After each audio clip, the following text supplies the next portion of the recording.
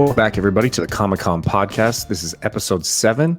I'm here once again with my buddy, my partner in crime, Justin, aka Nemesis Prime. So what's up, man?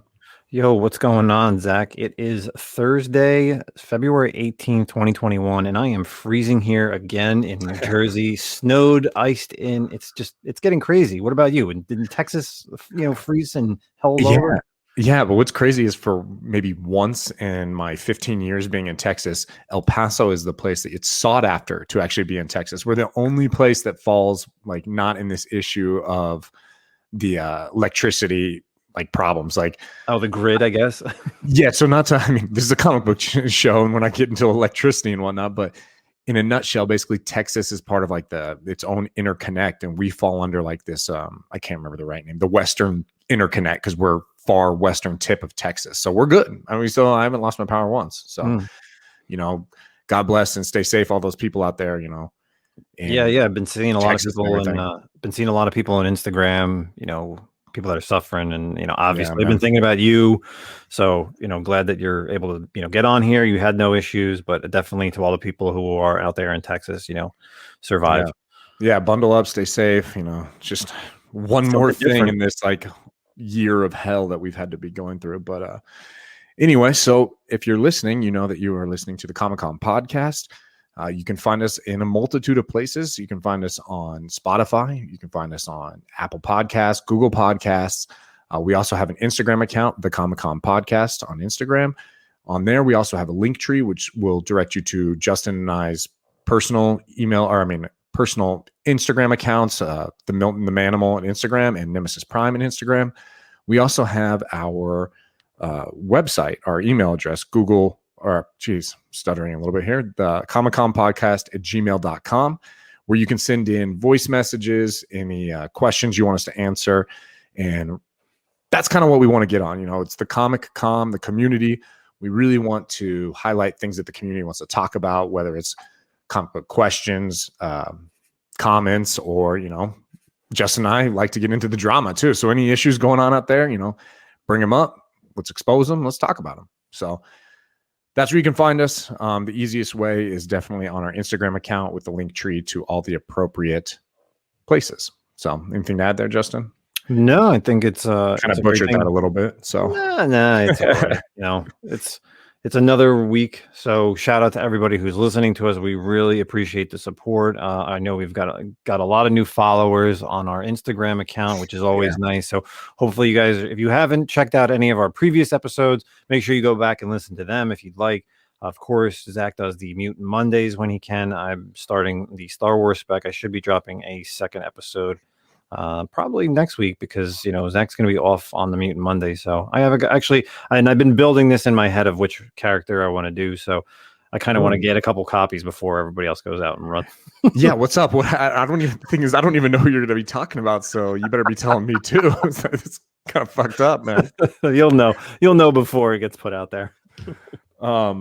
So listen to those. Those are our two little for lack of a better term, bonus episodes that we do. And you might see us do a couple other bonus ones here and there as we come up with some ideas, and they're moderately reoccurring as long as we have stuff to talk about. So if you want to hear us talk about something different, boom, send the question in, let us know, and we can do that. So we usually like to start off with our community messages and questions and things that deal with the community. So I'm going to go ahead and jump right into that. We have a question from Chris Fenwick. He wrote to the Instagram account. He said, question for the show. I've been thinking longer term about Miles Morales live action when that eventually happens. What supporting characters do you think will appear to, and what issues to spec on? He says he's been picking up Miles Morales number 10 for Ultimatum and number 6 for Starling. But do you think there's any others that will make it to the MCU/Sony movies? So Miles is a hot character definitely this year, and for multiple reasons. We saw the video game come out, which Justin played and can talk about a little bit as well. And maybe it was because of that, maybe it was because of other stuff, but it really, really spiked that Ultimate Fallout and the first appearances, and even that whack ass preview book that people are fighting over. So Miles he's been hot. When do you think that started? Probably started with Into the Spider-Verse also, right? Yeah, it was a little really kickstarted that. Yeah, it definitely picked up initially there before that movie came out, and then it kind of died out because that's what happens with the movies. But then all of a sudden, I guess with the announcement of the PS5, and that was going to be the launch title, was Miles Morales, was we're Right. going to get ourselves Miles Morales. And that's what we thought. We were going back a year, and that book was just hitting close to 1K, and we were just Crazy. we all thought there's no way a video game could make a comic book jump to a 4-digit 9.8. But only during the pandemic, man. Yeah, right. And the variant is just another, $15,000 book. I think it is now. To be honest, it's high. That's all I'm going to say. 10,000 maybe. I don't know what people are asking for it these days. I know some people got some good money on 9.6s and 9.8s of that variant for Ultimate Fallout 4. So in terms of like him showing up in a live action, I don't know. I have my doubts, and not for any other reason than he's hot right now in the cartoons, or the animated. They're gonna continue that into the Spider-Verse. So I'm not sure. And Tom Holland is kind of killing it as Spider-Man as well in the MCU. I'm not sure I really see them bringing over two Spider-Man unless it's in some form of a crossover. But I feel like the success of the animated will work directly against seeing him in a live action. But let's assume he's coming to live action, and we'll go ahead and tackle this question by Chris Fenwick. So I'm going to preface this by saying I am not a Miles Morales aficionado. I'm not really a Spider-Man guy. I know some of his stories, the Ultimate Universe, when he started, I was reading all that, but I have not kept up to date. So, and are you kind of the same way, Justin? Yeah, I mean, I definitely haven't read any Miles books in quite a while. Spider-Man I was big into when I was younger. I liked, we've talked about other series that have been really popular, but I don't know, I just really never got into the Miles stuff, even though Bendis did a great job creating the character. I just wasn't reading Miles for whatever reason. Yeah, so I really only got one character. And to me, it seems pretty much like a no-brainer, actually. And this will tie in a little bit to the MCU. So in Spider-Man Spider-Man Homecoming, we did see the appearance of Aaron Davis, played by Donald Glover, who is a pretty big name actor, and Aaron Davis is Miles Morales' uncle. In the movie, he even mentioned a nephew. And in the comics, he ends up becoming a new version of the Prowler. So I think if you see a live action, I think it's inevitable you probably will see some form of the Prowler, some form of Aaron Davis showing up in that. So in terms of first appearances for that, in that version of the Prowler, we're talking Ultimate Comics Spider-Man #1. And that's going to be from November 2011. The reason I give you the date is because towards the end of the Ultimate series, they switched over from like Ultimate Spider-Man to Ultimate Comics Spider-Man. So the labeling is kind of funky. So Ultimate Comics Spider-Man #1, November 2011. That's my pick. All right. Yeah. I mean, that's definitely almost a given, and it's still a relatively cheap book to get, but I'm sure he will show up. So you might as well get it. Yeah. For my pick, if you guys have played Spider-Man Miles Morales on the PlayStation 4, PlayStation 5, there's obviously, spoiler alert, the main villain, of course, is the Tinkerer. Now, the Tinkerer was a character that was created back in the 60s from The Amazing Spider-Man. It was a guy, but I don't think that's the book that you probably should be going for. I think the corporation of Roxxon is one entity in that has showed up many times in the Marvel Universe. And the CEO of Roxxon, Simon Krieger, is someone who we've heard about Roxxon in shows like Daredevil. It does play a huge part, and a show that I really liked was Cloak and Dagger. Now, Simon's first appearance was Iron Man, the Iron Age #1 from 1998. Now, I could see him almost being like a Kingpin style boss to, lead for a few films, or even like a Harry Osborn, because Roxxon has already been in the Marvel Universe, just on a very low level. So this could be a character that could gain momentum, kind of hire the bad guys. So we really could see him as a thorn. They could always have that person within Miles movies. So he could be, starting off, because, we always know about Oscorp in the Spider-Man movies. Right. Let's have Miles can be with Roxxon. So you could see Simon Krieger a lot showing up, because he is the kind of a bad guy in the Miles Morales game. So again, guys, first appearance of Simon Krieger is Iron Man, the Iron Age #1 from 1998. Yeah, Roxxon, I honestly think it's inevitable that it's going to play a larger role in the MCU moving forward. It's kind of, especially recently, I feel like in Marvel Comics has been that nefarious corporation. Oscorp has kind of like gone to the side, because Green Goblin's a little played out or whatnot in the MCU. But or I'm sorry, not MCU, in the Marvel Comics, but Roxxon's kind of stepped forward. I mean, you've got, like you said, Simon Krieger, you're seeing Dario Agar, the Minotaur guy. He's pretty prominent in a lot of titles. Roxxon's going to show up. It's like Justin said, it's shown up in little cameos throughout pretty much just the TV shows, but I imagine it'll make an appearance at some point in the MCU. So so hopefully we answered that question well enough. Like you said, we're not super savvy on the Miles Morales topic, but it's tough because Miles really fights a lot of the same characters that Spider-Man fights. So it's, you really don't want to, we didn't want to say characters like Rhino or Venom. Pick up Rhino's first appearance. Like those books are, they could show up, but I think these other characters who are in the video game could actually push forward into a live action version of themselves. So yeah, you mentioned Vulture's granddaughter too, right? Or something like that? Chris was saying that he was picking up the Ultimate numbers 10, which is first appearance of Ultimatum, which is the evil Miles Morales, and the Miles Morales number 6 that came out. I think it was either, I want to say in 2019, which is the first appearance of Starlin, who is the granddaughter of the Vulture. I don't really see her coming to the movies with Miles. I think she's got a lot of legs to grow in the Marvel comics.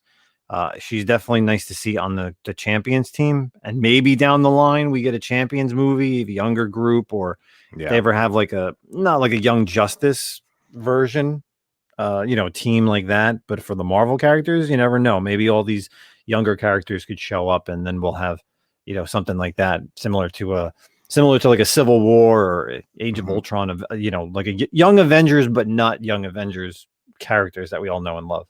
Right. Cool. So staying on the thread of the community, we had a little bit of drama this week also. So sad. I know, right? So, if Justin and I from like our previous appearances on YouTube channels and stuff, that we pretty much don't pull any punches, and we're going to talk about the issues. So it all started a long time ago on an Instagram channel far, far away. Justin posted a promotion for, I believe it was last week's episode, right? Yeah, it was last week. It was the episode 6. Yeah. So posted the promotion. If you listen to that episode, we talked about the Gina Carano issue about her getting fired from Disney on The Mandalorian, and Justin and I told our opinions on it. And I'm not going to rehash that whole conversation, but to give you an idea, we both said, hey, look, for the most part, we're like, we didn't really agree with it. I think I even personally said, I find silencing people to be a very dangerous route to take. And it seems like that's happening a lot in our current climate right now. And I don't think we took any political stances at all.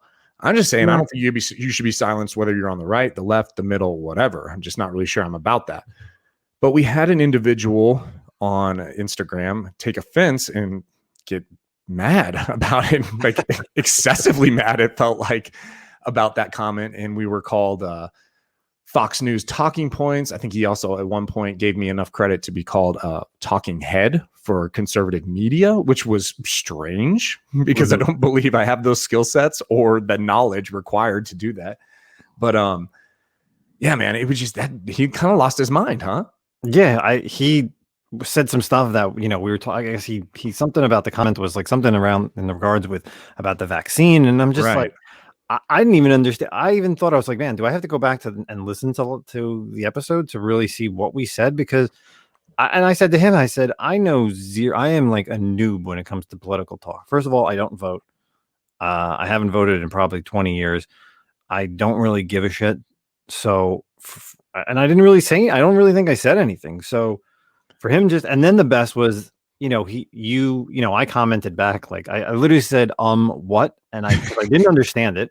Yeah. And then, a couple of people commented, and they were, kind of making fun of him, and it was more of a joke than, kind of going against us. And then you said something, and then all of a sudden I tried to reply to him, and he blocked both of us. Yeah. So like here in a nutshell, there's so many things I want to say about that. Like, honestly, I felt like he proved my point. He 100% proved my point because he was upset that we didn't agree with his opinion. So he lost his mind, literally lost his mind, and ranted and raved about how we personally attacked him, which I don't know how that happened. And it's all because we didn't agree with him. So we needed to be silenced. And to silence us because he couldn't have an adult conversation and actually like communicate, which is probably at the core the problem with our climate right now, is people just won't listen anymore. It's either you're entrenched on the right or you're entrenched on the left, and no one is having dialogue.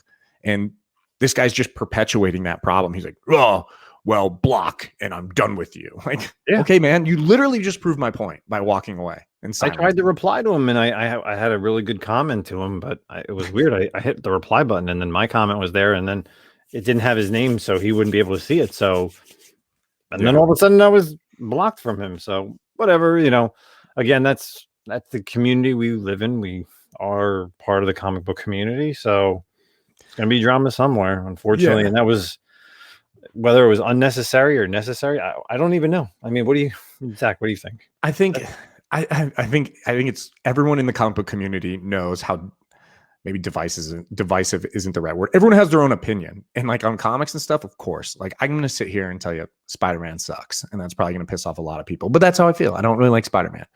But the problem arises when you just refuse to talk about it with anyone, and you block people.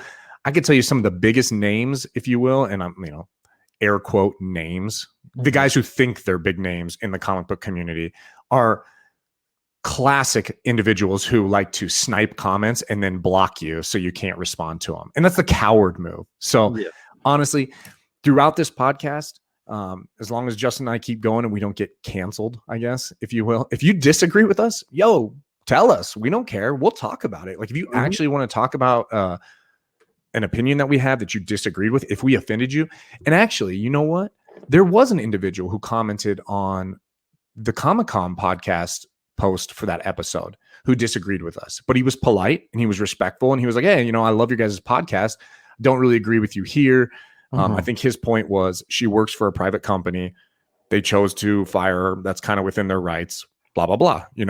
He was cool. Like, it was like, yeah, man, get you. No worries. All good.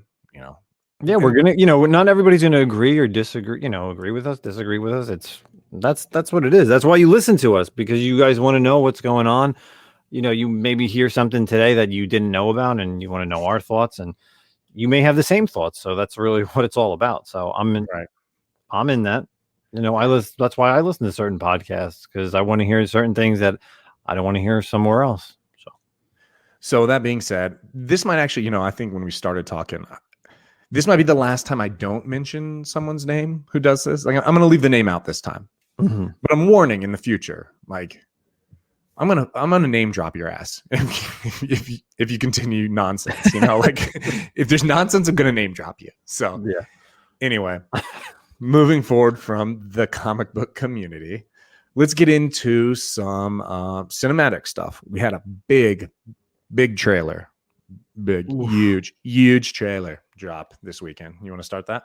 It was beautiful, Zach. It was the biggest trailer going for 2021. Justice League Snyder Cut trailer was freaking amazing. I've probably watched it like 4 or 5 times, and then I watched it another 100 times. So I'm already taking off March 18th when it drops. What can we say? I kind of want to just take away the biggest points for me. I think my top 3 things from the takeaways from the trailer. Number 3, Darkseid and Apocalypse. You saw Desaad, you saw Darkseid, you saw the Granny Goodness, and this new version of Steppenwolf. So this 4th world that Jack Kirby created was amazing. Great to see a little bit more of that. My second point would be Cyborg. You actually see so much in this trailer. I feel like you saw more in the trailer of Cyborg than you did in Josh Whedon's version. And, hashtag whatever for... I stand with Ray Fisher. Yeah, I stand with Ray Fisher. Or definitely. Is it hashtag Josh Whedon's a creep? Oh, I don't even know it these days. There's some stuff going on with Josh. Yeah. But man, he looks so badass. Him flying and shooting and then having all like the extra appendages where his like turrets come out and the machine, his machine guns and energy blast was just like fucking badass. And then of course, number one had to be the ending with the Joker in the future. We're gonna get a, hopefully not just that little scene, a little bit more, but a full cinematic DCU of Ben Affleck's Batman and Jared Leto's Joker, which is I'm so excited for. I cannot wait for March, man. A month from today that we're recording this. It's so two things. First off, you just started a new job. Did you already put in for the leave for March 18th for this movie? Already. Nice. Me and my brother were talking about it. Perfect. The other thing, so obviously all those points you mentioned, and I'm not a massive, I think you and I talked to us. I don't dislike him. I've never been sold necessarily on Ezra Miller as the Flash, but you even got a Iris West cameo in there finally. You remember when he stops the car, she's like laying there. Mm-hmm. So that's cool too. But I think what I'm excited about is, and I'm not a Justice League, I didn't hate the movie, but it just seemed like so at points choppy. And so like even the inclusion of what you saw in the trailer has kind of like filled those holes. Like there was like, you could definitely feel like the whole scene in, what do they call it? The nightmare scene with Batman.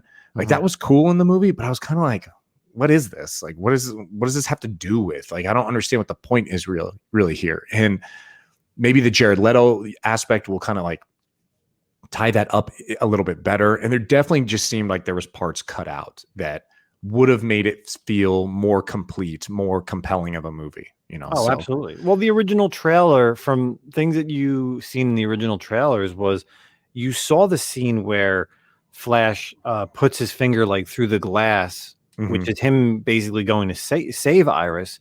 So that's something that Whedon completely took out.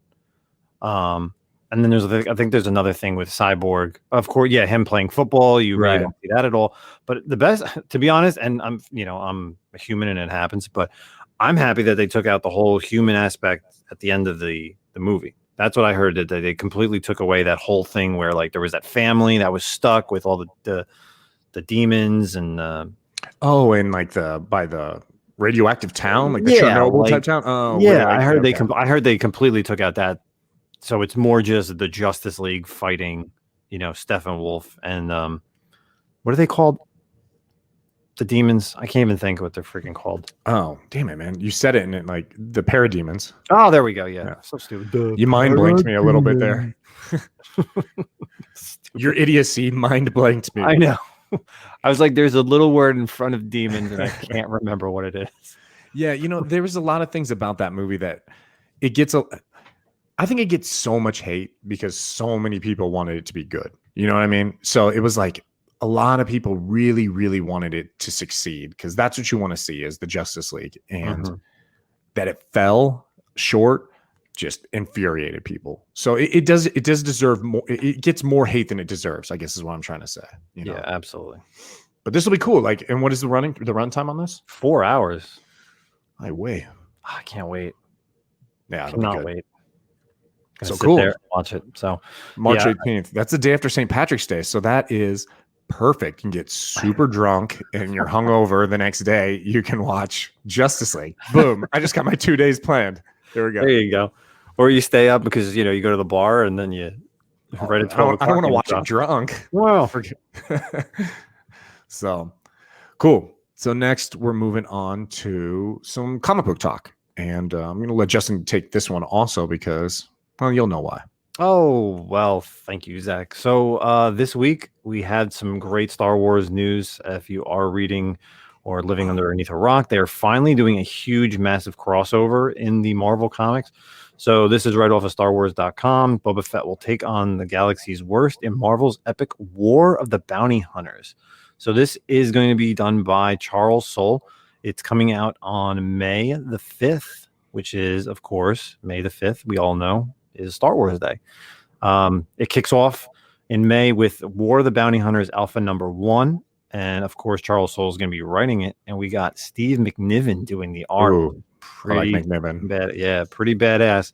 And then from that point on, it does cross over into the other current iterations of the Star Wars comics and Marvel. So you have Star Wars, you have the Bounty Hunters, you have Darth Vader, and also Dr. Aphra. And it basically tells of what is happening from Boba Fett's point of view after Empire Strikes Back, where he has Han Solo and Carbonite, and obviously heading to Jabba's palace. But there's a lot of stuff that's happening in between that. So I'm excited to see what's going to happen. I think there's a lot of bounty hunters that are going to be showing up, and I think the bounty hunters may be what I'll be talking about on my next Star Wars spec video. So stay tuned for that.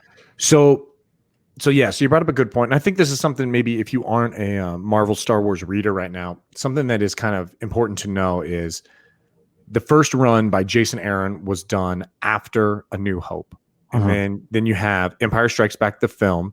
And then now you have the next run taking place in between Empire Strikes Back and Return of the Jedi. So these little eras in the Marvel current storylines are very much in between the original trilogy.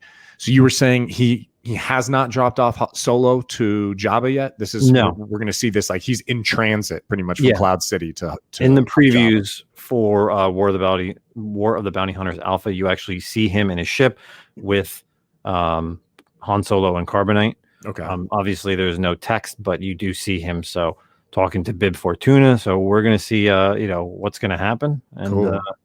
I'm excited, man. I think there's a lot of bounty hunters that are going to be showing up, possibly to take Han off of him. So we have like Justin said, we got Star Wars, which the main title obviously is dealing with. You got Leia in them. They're trying to get Han back. You got Luke dealing with the knowledge that Vader's his father, the search for a new lightsaber, all that. And then you got Dr. Aphra and Bounty Hunters. So what's happened? I stopped reading Bounty Hunters at like issue 7, maybe 6. I think 6 is the last issue I read. And I wasn't crazy about it. It just, I don't know. But you had all the big time bounty hunters. You had Bosk. You had, who else was in there? It started off really good with Valance. Yeah, with Valance. And it had him, and then it introduced 2 new characters also in that first issue. Then you, of course, got in more of the... You have Danger shows up, right? Yeah, he shows up. You have... I haven't seen IG-88 yet, but I know 4LOM and Zuckuss. They just showed up in the most recent one, or they're actually... I think they're at the end. But there are some other little, guys in there that are appearing. So... we're going to see where it's going to land. So I'm excited to see. It's great. It's great art. Don't get me wrong, but I just can't really read it month to month. Maybe like once it's over and done. Yeah. Agreed. You got, trying to think what his name is. Pavlo Valentini. He's doing those exclusive variants for High Republic. He did the Clone Wars 1 homage, and he's also doing the other one that drops on Saturday. If you're listening to this on Friday, you'll know from comic book exclusives. It's a cover swipe of Heir to the Empire #1. Oh, yeah, I saw that one. Friggin' amazing. They're only limited to 600. I'm hoping and praying I get one. And if the moment they get sold out, I will immediately go on eBay and pay whatever price they're selling for. So that being said, if you buy one, list it super high on eBay, promote it so that it's the top spot. Justin will just put in the title Comic-Con Podcast, and I'll buy that copy.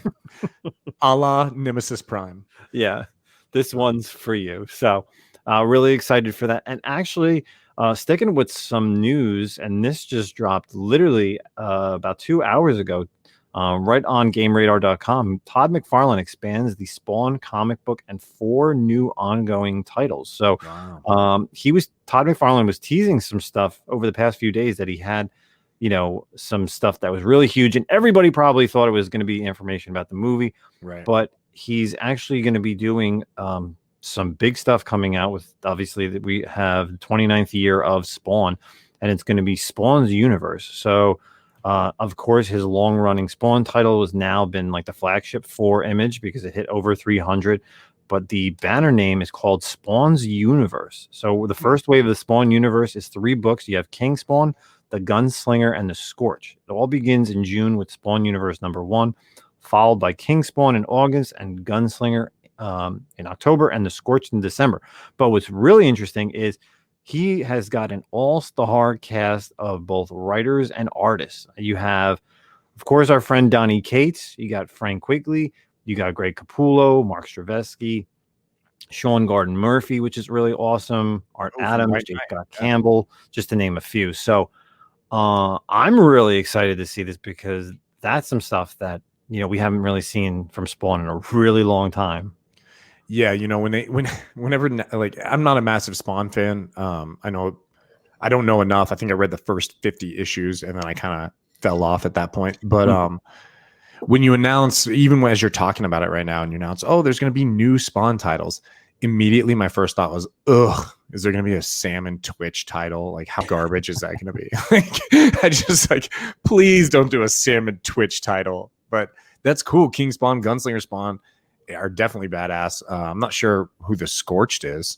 Yeah, I don't know the Scorched, but I think with the it could be the character that's on the main page. Looks like a red character with guns, but again, I'm not 100% sure.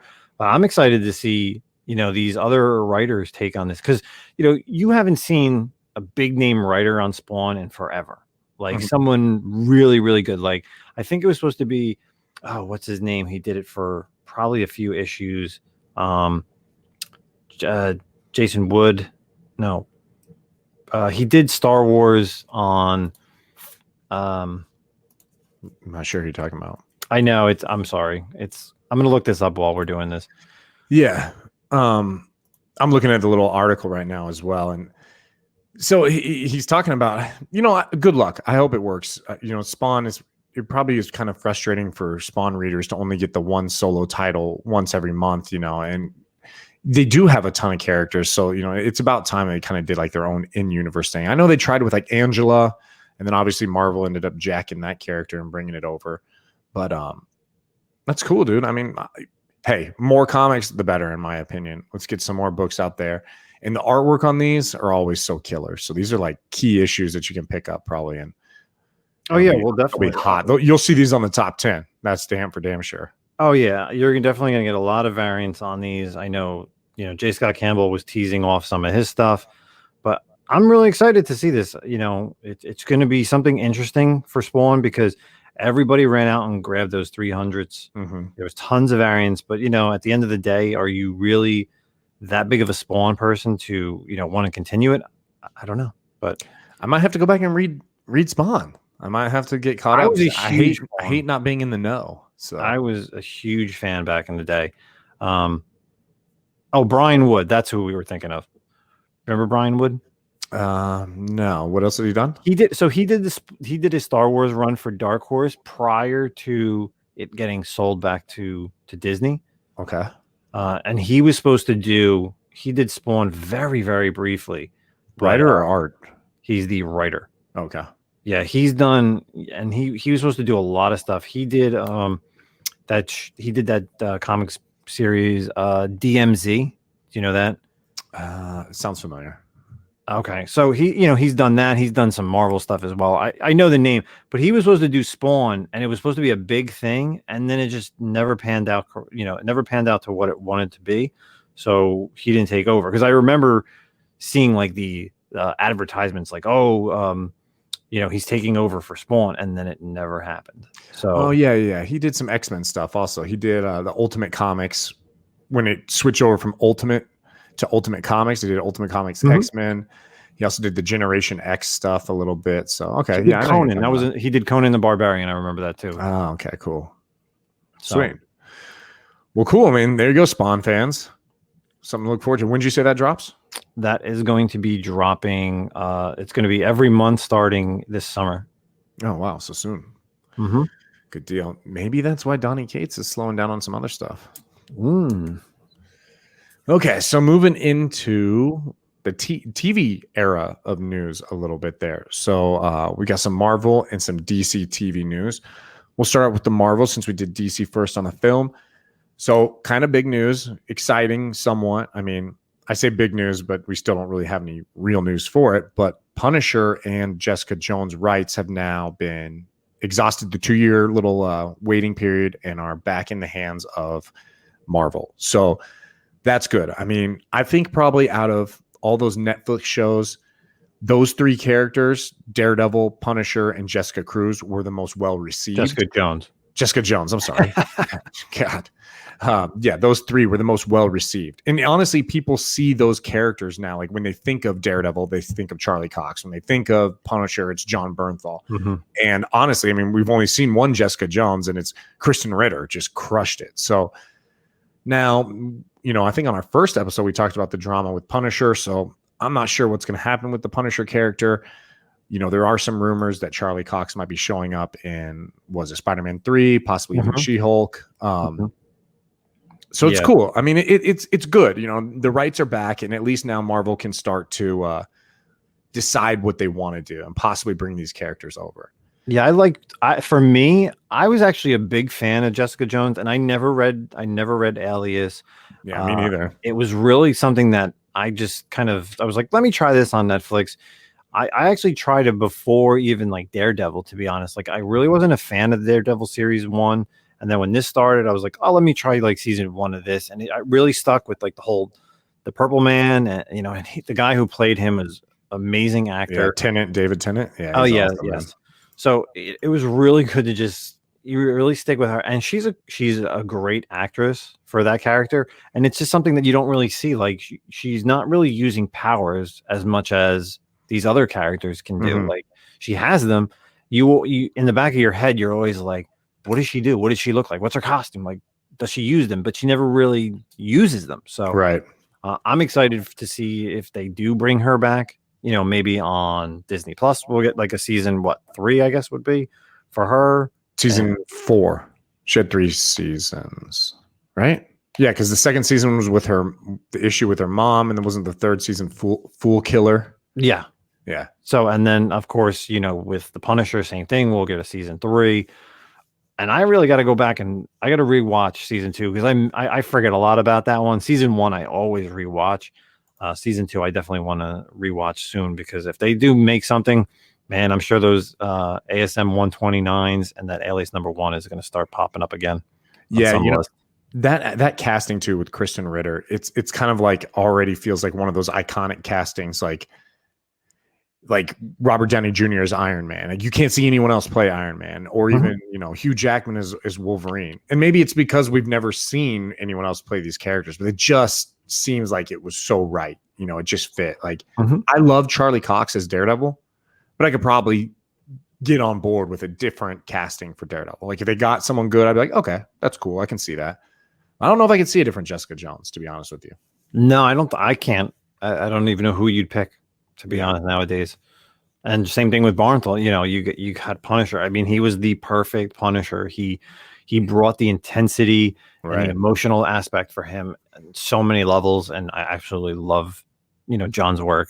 I was so happy. Like once he got cast, I was just like, oh my God, this guy's going to do so well from just his early stint with The Walking Dead and just other little things that he was in prior to Punisher. I was just like, he's just going to kill it. Yeah. So and then we got some DC TV news, right? Yes, this is actually really good. This is coming over from comicbook.com. This is written by Russ Burlingame. So Stargirl actually has recruited John Wesley Shipp to play Jay Garrick. And if you guys don't know, John Wesley Shipp played the original Flash from the 90s TV show. He played Barry's dad in the other early seasons until, something happened. And then he played Jay Garrick, Flash, from Earth 2. So now we are getting this crossover where Jay Garrick is showing up in the Stargirl season 2. So we have this finally, the whole multiverse of Stargirl is finally moving into, the Arrowverse.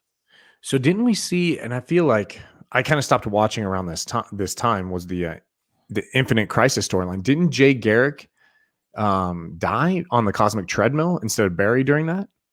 He did, but this could be, of course, with the Speed Force. Of course, you never really die, but of course, and then there's always the Speed Force, so things could happen. But that's the last time we saw him, though, right? That was the last time that we did see him. So, and did you ever watch season 1?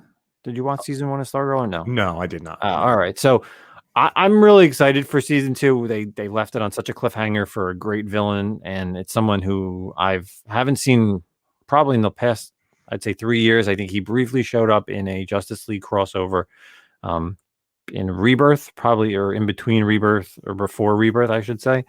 I don't want to spoil it, but I know who you're talking about. That's awesome. yeah, so I'm excited to see him show up because that's really something different for the villains in these TV shows. So, but again, that really makes his presence bring a lot to the Stargirl, which is, you know, the post-crisis Arrowverse now being Flash, obviously Superman and Lois, Batwoman, Black Lightning, Supergirl, and DC's Legends of Tomorrow. And speaking of Superman and Lois, that actually starts next week, I believe, next week on the CW. And I believe they actually having a special, like 30 minutes behind the scenes prior to a 90-minute first episode. So the trailers and the TV spots have shown a lot for Superman and Lois. Very Man of Steel Snyder version almost. I'm really looking forward to it because I have never really been a big fan of the Lois aspect from from when both of them were on Supergirl, but I think the way the tone has so much potential, and I probably will end up watching it a lot more than some of these other shows that are on CW. But I watch them all because it's comic stuff, right, guys? Do we know? Will they be dropping this on now that like HBO Max has like the whole DC universe? Do we know if they said anything? Will it be dropping weekly on HBO Max, or will it kind of be like once the season's over on the CW, then it'll be launched or kind of land on HBO Max? Because you can watch Stargirl and like I think Flash and stuff on HBO Max right now. Yeah, well, because that's originally Stargirl was on the DC Universe app. That's where it was, and then it has been dropped on HBO Max. I haven't even heard a release date. So, you know, with all the other shows kind of starting within the next, few weeks to the next month, because I even know like Flash starts in March. I don't even know when Stargirl really was a shorter season. So it may, when they usually do that downtime of, over the summer, that's usually sometimes when these other shows pop in. So there's no official date as when season 2 of Stargirl starts. So we'll just have to wait and see. But I'm really excited to see, someone from the Arrowverse, Justice Society of America character who I guess we know that didn't die, or, we really don't know, because a lot of the stuff that happened in the season 1, a lot of the characters, things happen. And then all of a sudden you have these younger kids who take on the roles of these new characters. So I don't know, man. Jay Garrick's going to be pretty awesome. Sweet. Might have to watch that. Might have to get back into the CW shows. Hey, there's nothing else on. So what else you watching? There's nothing on Netflix. Everything on Netflix is either new. I'm waiting for Ozark season 4. I'm waiting for the final season also. Oh, really? Yeah, they can announce it's the final season. Oh, well, then there you go. So once I know I'm all out of murder documentaries also. So, but what do we got next? So next we're going to go to what we always talk about every week. We'll finish with is what we're currently reading. So Justin and I both pick an issue or two or something we want to talk about that's recently been released. And actually not always recently. I think you picked kind of an older title last time. But whatever that week we're reading that we would like to talk about. So you want to start or? Yeah, I can go first. So I don't know if you heard about this title. It's about 9 issues and now it's called The Walking Dead. Oh, no. What's up with that one? So it's actually about a post-apocalyptic world where everybody's kind of either alive, surviving for themselves, or there's zombies. So, and I think it was a TV show, and then I had spinoffs or whatever. But no, so I'm sure you guys know about The Walking Dead. But I'm really enjoying this Walking Dead Deluxe because I could never get into the original series because I just couldn't get into the black and white because of their zombies. Like you really want to see the blood and gore, like color. Yeah, I get you. These past few issues where finally like people are getting, just decimated from Kirkman and Charlie Adler's art and stuff and Tony Moore's stuff. Like it was just awesome to look at in color. Like zombies biting people's faces and them ripping it apart is just so much better in color than like trying to view it in black and white, because black and white is just works for some comics but just doesn't work for others. And I think like a horror zombie comic needs to be done in color. Like, it's not something that should be done in straight up black and white. And I mean, whatever, it went 180 issues.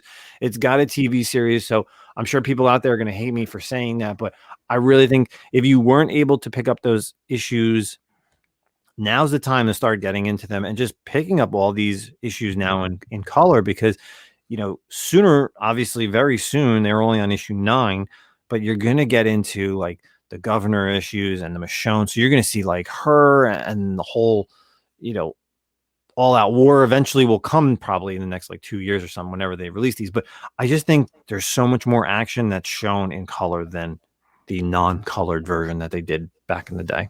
Yeah, because you're getting the blood, but you're also getting like the bile and like the gross like necrotic tissue and stuff like that. Like, that's cool. I mean, let's be honest. You're watching zombies. You want to see them eat people's brains. You want to see them like tear people's flesh apart. That's so weird to say, the appeal of zombies, but yeah, I get you, man. I get you on the black and white. It's so good. Like like I said, in the most recent issue, you see this zombie, fight, just completely gnaw off this guy's face, and just the blood splatter is just something that cannot be expressed in black and white.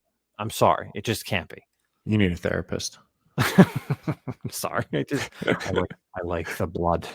I like to see people's faces eaten. Yeah, exactly.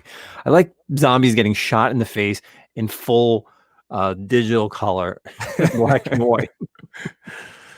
So awesome. That's my pick for the week. Zach, what are you currently reading? So my pick is going to be this week. We had finally, because it feels like it was ages ago that the first one came out. We had the Teenage Mutant Ninja Turtles Last Ronin #2 come out. Shut the hell up. We finally got issue 2. Dude, how long has that been, really? Like 4 months? 5? I don't know. Every time I go into the local comic shop, and I keep seeing that they're coming out with the second printings and then a director's cut of #1. And I'm like, usually director cuts come out like after the series is over. How did you get director cut #1? Yeah, it's been a minute. And side note on this too, I had purchased from a site a CGC 9.8 variant cover for TMNT Last Ronin #1, signed by the artist. I still haven't received it, man. I actually like messaged the guy recently, and I was like, "Hey, bro, I'm trying to be nice, I'm like, so issue 2 just came out. What's up with that? What's up with that book?" He's like, "Well, it's at CGC right now." So anyway, I digress. So issue 2 came out, and I'm going to keep this pretty spoiler friendly here. Obviously, by the name of the title, The Last Ronin, everyone knows there's one turtle left. Okay, for some reason, I'm going to talk shit a little bit here. Some people in the comic book community, I don't know if it's just like, I really think the community revolves around being the guy who made the call. You know what I mean? Like, oh, I called that Spec, or oh, I figured that out, or whatever. Everyone feels like they get like this, like a prize, but you don't get a prize. No one cares, to be honest with you. But if you're not first, you're last. Right. There you go. So the last page of the first issue came out, and apparently some people aren't very good at English and reading English, and based on grammar, that they were like, oh no, it's not that guy. Well, it is that guy. So moderate spoiler. It is the turtle that they said at the end of the book that you should have known. And but issue 2 comes out, and it's awesome. And once again, spoiler free, you do see the death of one of the other turtles. So as you're going into this title, only one of them's alive. The other 3 have perished somehow. You do see the death of one of them in this book, and you also get a death of another major character as well, a couple major characters. But it's cool, man. I'm really loving it. It's like, and I don't even think it's kind of like a like an alternative universe. I think, Eastman and Laird came out and said like this was actually their plan of their final storyline. So this is like their final storyline, just boom, way in the future. So yeah, it was cool, man. I really enjoyed it. I'm loving it. My only gripe is, once again, this book is too goddamn big. It doesn't fit in any bag or board. So like you have to get, I think I read this, you have to get a magazine board, trim the magazine board so that it fits the book, and then it goes in a Golden Age bag. So now I got to buy my ass a fucking bag of magazine boards and a bag of Golden Age. I don't have Golden Age books. What am I going to do with the bags? They come in like what, sets 100? So I'm going to have 96 Golden Age bags left over after these 4 issues.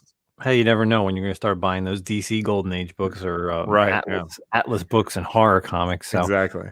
I got to say, yeah, I read this issue, and it kind of sucks because they already announced the second print, and the second printing cover is the Turtles weapon of that character who does die. So it's kind of like annoying to like see that in a way, because it's like, well, now you kind of, I mean, yes, you know that all the characters, if you're not reading it, but if you kind of didn't pick up one because it was sold out, you kind of already know like who's kind of dead. But my favorite, and this is kind of going to stay spoiler free, is I like the part where the art changes, and it's not like the current art, and it's kind of that old school Eastman, like black and white, and it's kind of like you're right, the kind of like story of the Last Ronin, like what happens. I think that was like my favorite part of this issue. Yeah, it totally flashes back to like the Mirage era of Turtles, which was really cool. And I love the art now. Like I'm looking at the book, Escorza, Bishop, and Delgado. Waltz, Escorza, Bishop, and Delgado. The art's great. It's actually very similar, I feel like, to the current IDW artwork also, which I love. I can't speak highly enough about the TMNT IDW current run. It's just, the ongoing is amazing. If you're not reading it, you are doing yourself a disservice. So, but yeah, so that's my number 1 pick. And then I got another little pick that I think you and I talked about that you were interested in talking about also. Obviously, you know, everyone knows I'm an X-Men guy. And we had X-Men Legends #1 come out this week. So this is written by, and I'm totally going to butcher his name. I don't know how to say this, man. Fabian Nicieza, something like that. Yeah, and your boy Booth on the artwork, right? Oof, so good. The Brett Booth artwork is so good. You know, I met him at El Paso Comic-Con one year and talked to him when he was doing the art for Flash at the time and like New 52. Great guy, man. He was awesome. Nice. So this book is cool. This isn't necessarily taking place, you know, in the Hickman X-Men universe. This is actually kind of going back to a storyline, the Third Summers Brothers storyline that was way back in the X-Men from 1991, starting the Jim Lee story. We have at that time Sinister mentions to Cyclops that there's possibly a third Summers brother out there, and there was plans for this character and this storyline to go forward, but it kind of fell in the wayside. So this is going back and kind of picking that up, and it actually takes place after issue number 39 of that run, the X-Men run.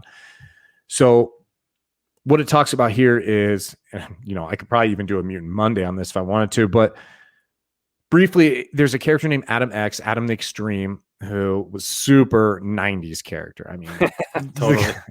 even the name was 90s. I mean, he had like Shredder, like you know how Shredder has the blades on his shoulder pads and stuff. And the dude had all that. So this is dealing with that, kind of wrapping up and going back to what their original plan was, with Adam X, the Extreme, being the third Summers brother, and his ties to like the Shi'ar and Dakin, Emperor of the Shi'ar, and the Starjammers and all that. So it was cool, man. Like I really enjoyed it.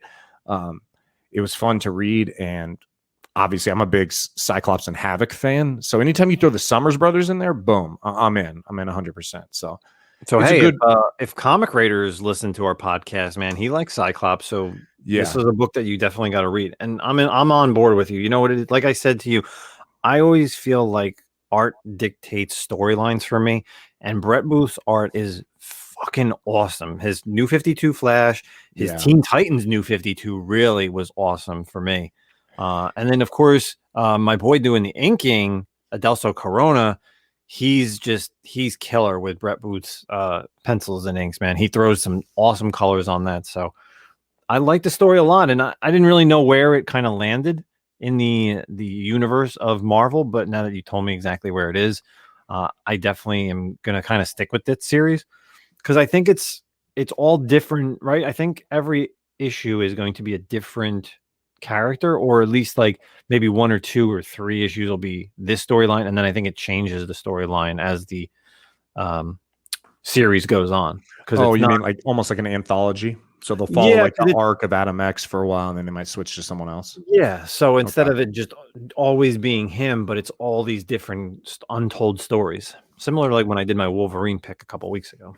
You know what's cool too, and I didn't even think about it when I was reading it. I'm opening it up right now, and I can see like some of the characters in the way Brett Booth draws them. It's like I can picture how he drew Raven in Teen Titans. Like there's a couple of characters in here that kind of even look sort of like a Raven-esque type character. Like yep. Mm-hmm. Yeah, and I'm just like, boom, that looks exactly like his artwork from Raven. It's cool. Yeah, it's great, dude. He's great. So yeah, check it out. X-Men Legends #1 just came out this week. Awesome pick, man. So that's it. I think we got this week for episode 7 here. Like I said, we do this weekly. We usually drop Friday morning, so you'll be hearing this. It'll be released early Friday morning on Apple iTunes, Google Podcasts, Spotify. You can find us on Anchor as well, and a lot of other different places you find podcasts. So we do this every week. We mentioned that occasionally I'll do a Mutant Monday. Justin's got a Star Wars spec coming up here soon, which he hinted at a little bit earlier. Mm-hmm. So if you're interested in that, definitely listen to his Star Wars spec. I mean, this guy knows the Star Wars books, and he's probably going to be sitting on like 5 copies as he does this too. So it's just total bullshit. I got to be lucky to try to get one. But yeah, send in, like we said earlier, please send in comments, voice messages to the Comic-Con podcast at Google or at gmail.com.